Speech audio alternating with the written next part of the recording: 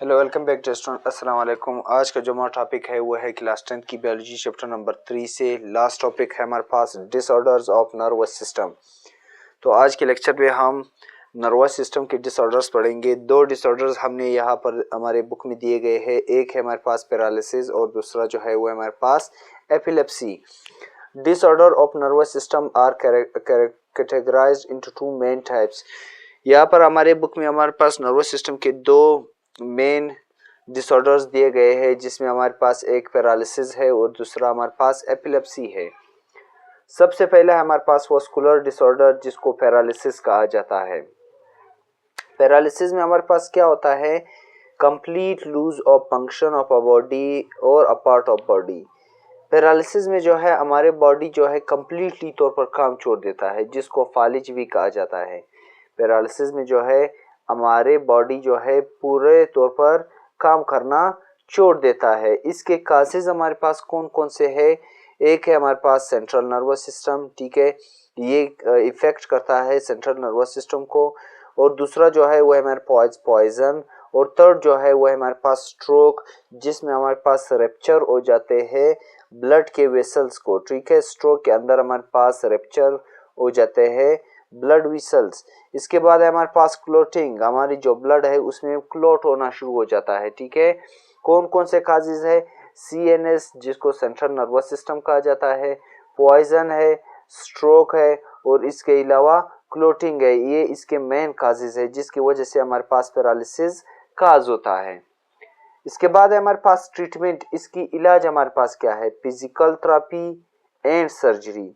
इसकी जो best treatment है वो है हमारे पास फिजिकल थेरेपी, ठीक है। फिजिकल थेरेपी के जरिए हम इसकी ट्रीटमेंट कर सकते हैं।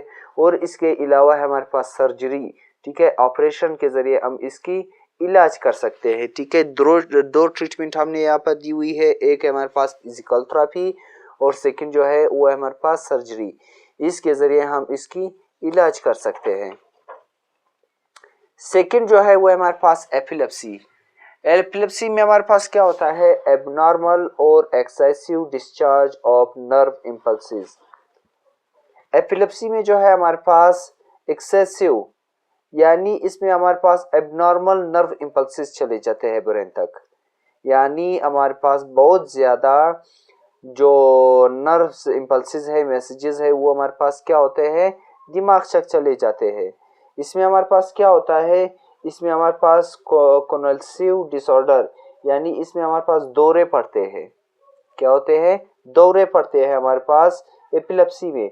इसके अलावा सीजर्स, यानी इसमें हमारे पास झटके भी लगते हैं, झटके का लगना, ठीक है। इसमें हमारे पास झटके भी लगते हैं। कॉन्वल्सिव डिसऑर्डर और सीजर्स, दौरे पड़ना और झटके लगना। इसकी सबसे बेस्ट का इसके काजेज हमारे पास क्या है? यंगर, यानी जब इंसान बच्चा छोटा होता है तो ये ज्यादातर हमारे पास एपिलेप्सी का शिकार हो जाता है। सेकेंड है हमारे पास जेनेटिक, ये विरासती तौर पर भी होता है, ठीक है। जब कोई बच्चा छोटा हो, ठीक है, इस पे हमारे पास एपिलेप्सी काज हो सकती है। जेनेटिक यानी विरासती तौर पर हमारे पास हो सकता है। म्यूटेशन, जीन में कोई हमारे पास चेंजेस हो, इसके वजह से भी हमारे पास एपिलेप्सी काज होता है। इसके अलावा हेड ट्रॉमा, जब हमारे पास सर में कोई चोट लगा हो, ठीक है, जब बच्चे खेलते हो या हमारे पास छोटे एज में हमारे पास किसी बच्चे को चोट लग जाता है, ठीक है, इससे भी हमारे पास एपिलेप्सी काज होता है। इसके बाद है हमारे पास infection in CNS, central nervous system में हमारे पास इन्फेक्शन का होना, ठीक है। इन्फेक्शन का होना सेंट्रल नर्वस सिस्टम में, ये भी हमारे पास एपिलेप्सी को काज करती है। अब आते हैं ट्रीटमेंट की तरफ। इसके इलाज हम किस चीज से कर सकते हैं? सबसे पहले हमारे पास मेडिसिन्स, अद्वियात के जरिए हम इसके इलाज कर सकते हैं। सेकेंड है हमारे पास सर्जरी, ऑपरेशन के जरिए हम इसका इलाज कर सकते हैं। दो ट्रीटमेंट है, एक है मेडिसिन और सेकंड जो है वो हमारे पास सर्जरी। इसके जरिए हम एपिलेप्सी की ट्रीटमेंट कर सकते हैं। तो इसी के साथ आज का हमारा टॉपिक खत्म हुआ। If you have any kind of questions you can ask through comments. Thank you.